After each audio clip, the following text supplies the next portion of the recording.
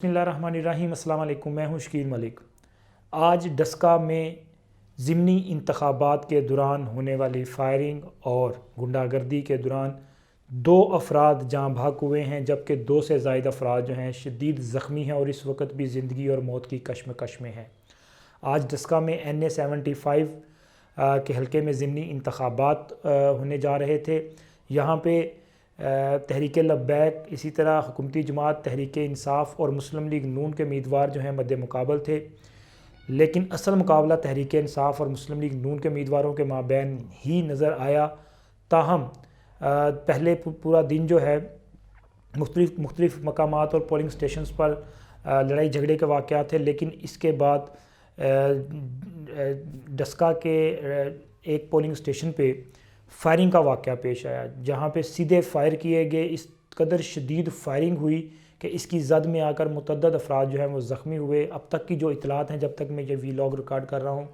तब तक 2 अफराद जो हैं ये जाँ बहक हुए हैं। और इसके अलावा मुख्तलिफ़ जो रिपोर्ट्स हैं उनके मुताबिक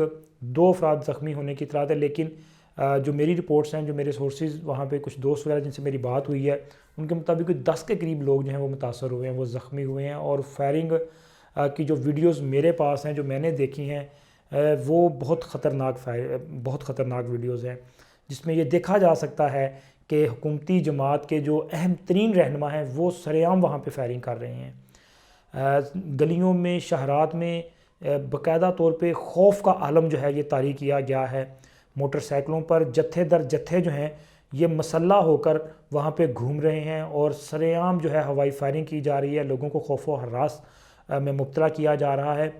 पोलिंग स्टेशंस पे लड़ाई झगड़े तो हो रहे थे, लेकिन फायरिंग जब हुई है तो उसकी जद में आने वाले जो अफराद हैं, जो ज़िंदगी और मौत की कश्मकश में इस वक्त भी हैं, और जो वीडियोस जैसा मैंने आपको जिक्र किया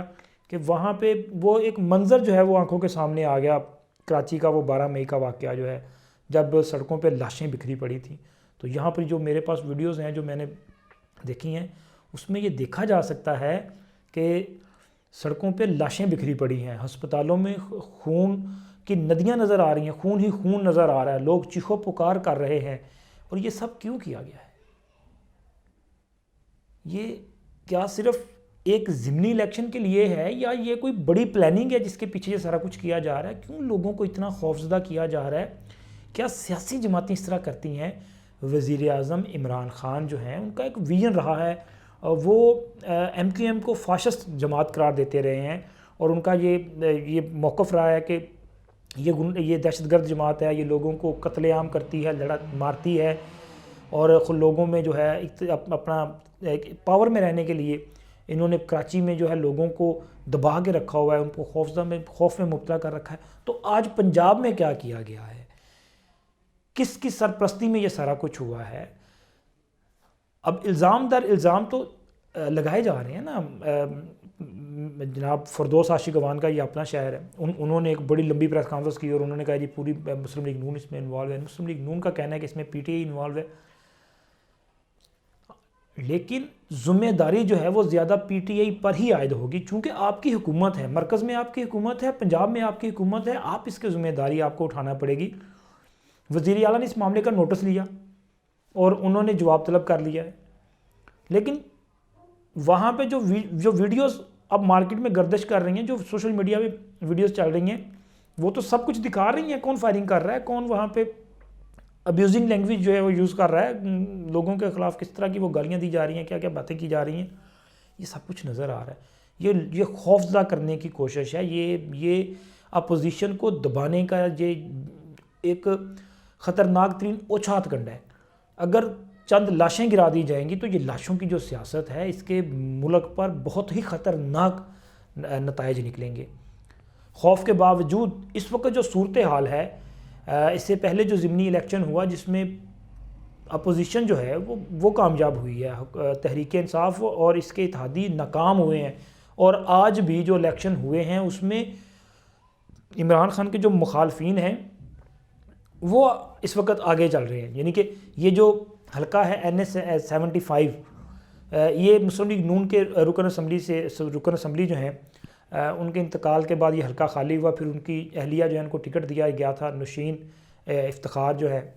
ان کو ٹکٹ دیا گیا، وہ اس حلقے سے ہیں۔ اسی طرح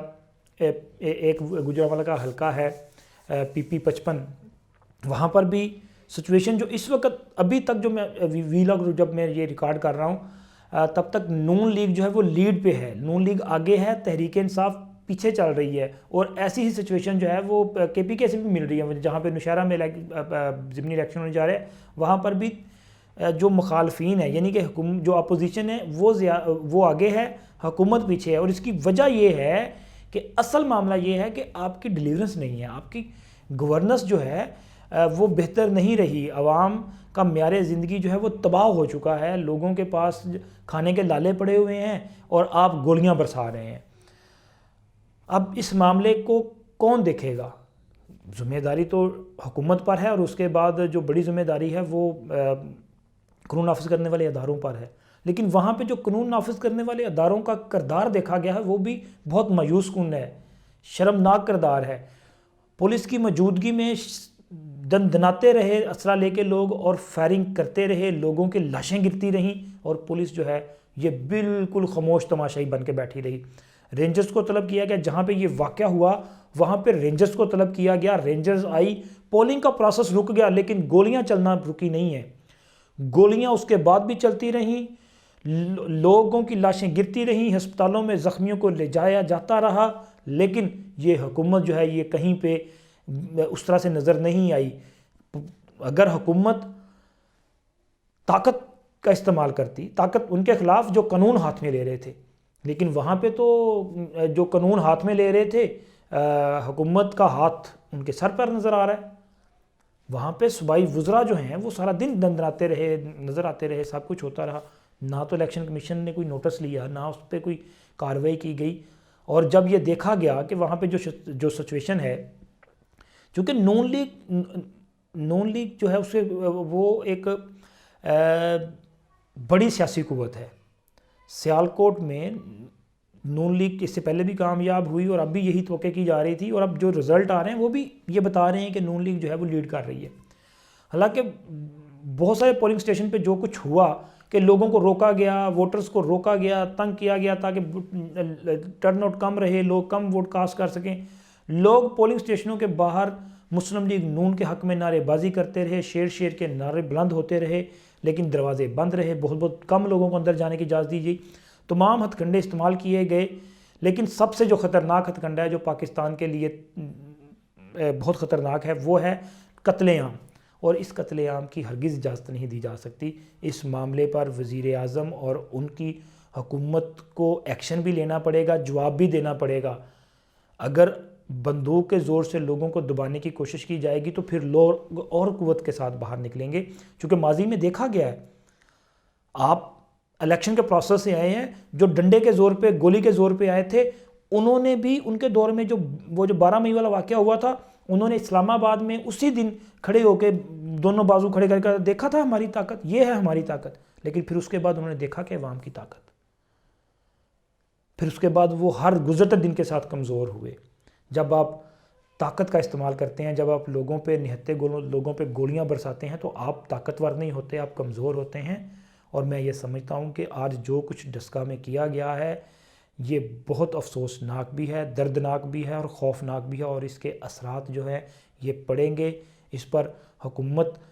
پر مزید دباؤ بڑھے گا، اور اپوزیشن کی جو ہمدردیاں ہیں اپوزیشن کے لیے عوام کی، اس میں اضافہ ہوگا۔ فی الوقت اتنا ہی، شکریہ۔